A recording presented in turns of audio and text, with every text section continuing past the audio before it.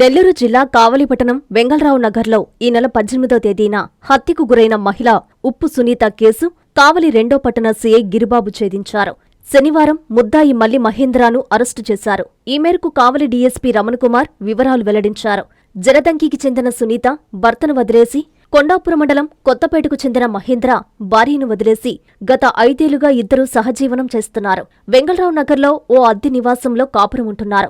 మహేంద్ర ఇటీవల బేల్దారి పనులకు హైదరాబాదుకు వెళ్లాడు. ఇటీవల సునీత తన భర్త శ్రీనివాసుల వద్దకు వెళ్లేందుకు పెద్దల సమక్షంలో సంప్రదింపులు జరుగుతున్నాయి. దీంతో మహేంద్ర ఫోన్ నెంబర్ను సునీత బ్లాక్లో పెట్టేసింది. మహేంద్ర ఈ నెల 18వ తేదీన హైదరాబాదు నుంచి కావలికి వచ్చాడు. సునీత ఎవరితోనో సంబంధం పెట్టుకుందన్న అనుమానంతో తనను ఎందుకు దూరం పెడుతున్నావని ప్రశ్నించగా ఇద్దరు గొడవపడ్డారు. సునీత తనకు దక్కదన్న క్షణికావేశంతో స్క్రూడ్రైవర్ తీసుకుని విచక్షణారహితంగా పొడిచి హత్య చేశాడని డీఎస్పీ చెప్పారు.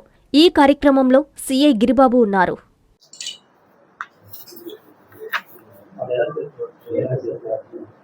ఈ నెల 18వ తేదీన మన కావలి 2 టౌన్ పిఎస్ లిమిట్స్ లో వెంగళరావు నగర్ లో ఒక మర్డర్ కేసు జరిగింది. అంటే ఆ మర్డర్ కేసులో ఒక స్త్రీ చంపబడింది. ఆ కేసు యొక్క పూర్వపరాలు ఏంటంటే, సుమారు 15 సంవత్సరాల క్రితం జలదంకి గ్రామానికి చెందిన ఉప్పు శ్రీనివాసరావుతో ఉప్పు సునీత, అంటే సునీత అనే అమ్మాయికి వీళ్ళిద్దరికి మ్యారేజ్ చేశారు. పెద్దల మ్యారేజ్, వాళ్ళకే 2 పిల్లల కాడ ఉన్నారు. తర్వాత ఏంటంటే వాళ్ళిద్దరి మధ్యన కొన్ని మనస్పర్ధల కారణంగా భార్యాభర్తలు ఇద్దరు కూడా విడిపోయారు. సుమారు 5 సంవత్సరాల నుంచి వాళ్ళు సపరేట్గా ఉంటున్నారు. ఈ క్రమంలో ఏంటంటే ఈ అమ్మాయి కూడా పల్లికి వెళ్తుంది, బేల్దారిపల్లికి. ఈ బేల్దారిపల్లి క్రమంలో ఈ కొండాపురం మండలానికి చెందిన మల్లి మహేంద్ర, ఇతను కూడా తన భార్య నుంచి సపరేట్ అయిపోయి ఇతను కూడా ఖాళీగా సింగల్గా ఉంటున్నాడు. ఇప్పుడు మరి పల్లి దగ్గర వీళ్ళిద్దరూ కూడా పరిచయం ఏర్పడినట్టు ఉందా. ఈ మహేంద్రకేనో సునీత ఏమో భర్త నుంచి దూరంగా వెళ్ళిపోయింది. ఈ మహేంద్ర ఏమో భార్య నుంచి దూరంగా వచ్చాడు. వీళ్ళు ఏంటంటే బేల్దారి పనులు చేస్తా ఆ పనులు చేసే క్రమంలో భాగంగా వీళ్ళకి పరిచయం ఏర్పడినట్టుందా.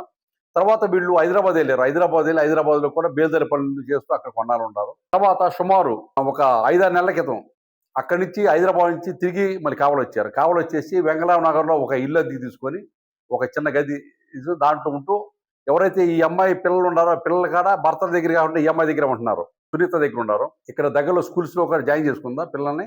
ఆమె ఏంటంటే ఆ ఇంట్లో ఉందా, ఇతర కాడ ఆమెతో పాటు కలిసి ఇద్దరు కూడా సహజీవనం చేస్తున్నారు. ఈ తర్వాత వీళ్ళిద్దరి మధ్య మరి ఎందుకు కొంచెం భేదాభిప్రాయాలు వచ్చి ఇద్దరి మధ్యన కొంచెం తేడాలు వచ్చినాయి మరి ఈ మధ్యకాలంలో. ఆ అమ్మాయి ఏంటంటే అతను నువ్వు నా దగ్గర రావద్దు, దూరంగా అతను కొంచెం దూరంగా పెట్టేసింది. దాని ఏంటంటే ఇతను ఏంటంటే ఎన్నాళ్ళ నుంచి నేను నీకు అన్ని రకాల నేను జరుపుతున్నాను, డబ్బులు నేను కష్టపడి సంపాదించి డబ్బులు ఇస్తాను, నీకు పోస్ట్ చేస్తున్నాను, ఇల్లు కాడ అద్దెకి నేనే ఇప్పించాను, నీకు అన్ని చేశాను అని చెప్పి అతను కొంచెం ఈ అమ్మాయి మీద అతనికి అనుమానం ఏర్పడింది. మొత్తానికి ఈ అమ్మాయి ఎవరితో ఫోన్ లో మాట్లాడుతుందా, ఆ కారణంగా నన్ను దూరంగా పెడుతుందా అని ఈ అమ్మాయి మీద అతనికి అపోహ ఏర్పడింది. తర్వాత ఏంటంటే మళ్ళీ భర్త కూడా ఈ మధ్యకాలంలో ఏంటంటే భర్తగా మళ్ళీ ఏంటంటే పెద్దలు ఏంటంటే మళ్ళీ భార్య భర్తని కలపాలనే ఉద్దేశంతో కొంచెం పెద్దలు కూడా కొంచెం ప్రయత్నం చేస్తున్నారు. ఎవరైతే ఉప్పు శ్రీనివాస్ ఉన్నాడు కదా ఈ సునీత భర్త, వాళ్ళంతా మళ్ళీ ఇద్దరు కలపాలని చెప్పి కొంచెం పెద్దలు ప్రయత్నం చేస్తున్నారు. ఆ కారణంగానే ఈ అమ్మాయి ఏంటంటే ఎందుకులే అని చెప్పి ఉద్దేశించి ఇతను కొంచెం దూరంగా పెట్టేసింది. ఇతను ఏంటంటే అపార్థం చేసుకొని ఇంకెవరితోనో ఈ అమ్మాయి పరిచయం పెంచుకుంటానికి గాను నన్ను దూరంగా పెడుతుందని చెప్పి ఇతనికి అనుమానం కలిగింది. ఈ అనుమానం ఏంటంటే ఈ అమ్మాయి ఏంటంటే అతను సెల్ ఫోన్ కూడా బ్లాక్ చేసేసి, ఏంటంటే ఇతను నన్ను పూర్తిగా నువ్వు అవాయిడ్ చేస్తావని చెప్పి కోపంతో ఆ అమ్మాయిని చంపాలని ఏదో ఒకటి చేయాలని ఉద్దేశం ఏంటంటే 18వ తారీఖు నాడు ఉదయం ఆ అమ్మాయి తన ఇంట్లో ఏంటంటే ఇంటి దగ్గర బట్టలు ఉతుక్కుంటే వచ్చేసి ఆ అమ్మాయితో గొడవ పడేసేసి ఇంట్లో లాకెళ్ళేసేసి నిన్ను చంపేస్తాను, నువ్వు ఈ విధంగా ఇక నువ్వు నాకు దక్కకపోతే ఇక నువ్వు బతకడానికి వెళ్ళేది అన్నట్టు ఆ అమ్మాయిని మన చాకులాంటి దానితో స్క్రూడ్రైవర్తో విశిక్షణరహితంగా పైన ముఖం నుంచి మెడమేంచి అన్ని భాగాలుగా విశేషంగా పొడిచేసి బాగా రక్తాలవి ఆ అమ్మాయి స్పాట్లో చనిపోయింది. దీనికి సంబంధించి వాళ్ళ బ్రదరు ఎవరైతే చనిపోయిన అమ్మాయి యొక్క బ్రదరు అతను మనకు వచ్చి పోలీసుకి ఇచ్చిన 2 టౌన్ సిఐ గారు గిరిబాబు గారు కేసు దర్యాప్తు చేశాడు.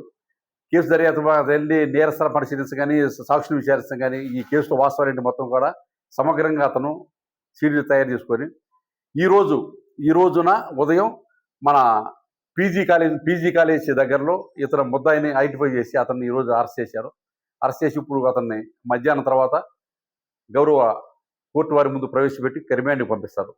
కాబట్టి ఇలాంటి స్వల్పావేశాలు, ఇప్పుడు వాళ్ళిద్దరూ ఇష్టమైన అన్నాళ్ళు ఉన్నారు, ఇష్టం లేకున్నప్పుడు సపరేట్ అయిపోయినప్పుడు విడిపోతే అన్నెసరిగా ఏంటంటే ఒక ప్రాణాన్ని తీసేడు అతను. ఇప్పుడు వాళ్ళిద్దరూ సహజీవనం అనేది తప్పు. మళ్ళీ పైగా ఏంటంటే ఆ అమ్మాయి ఇష్టం లేనన్న తర్వాత వాడు దూరం వెళ్ళిపోవాలి.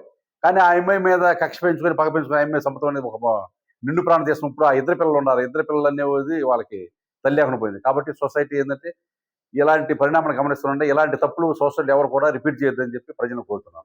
నారాయణ మాతృసేవా పథకం అమ్మతనానికి కమ్మనైన పథకం. సుమారు 1500 విలువ గల నారాయణ బేబీ హెల్త్ కిట్ ఉచితం. అవుట్ పేషెంట్స్ కు ప్రతి నెల డాక్టర్ ఫీజు ఉచితం. అల్ట్రాసౌండ్ స్కానింగ్ ఉచితం. గర్భిణీ స్త్రీలు కాన్పు కోసం కానీ ఇతర అవసరమై హాస్పిటల్లో చేరినప్పుడు బెడ్ ఛార్జీలు ఉచితం. ప్రాథమిక వైద్య పరీక్షలు ఉచితం. మందులు ఉచితం. బ్లడ్ బ్యాంక్ నందు అవసరమైన వారికి రక్తం ఉచితం.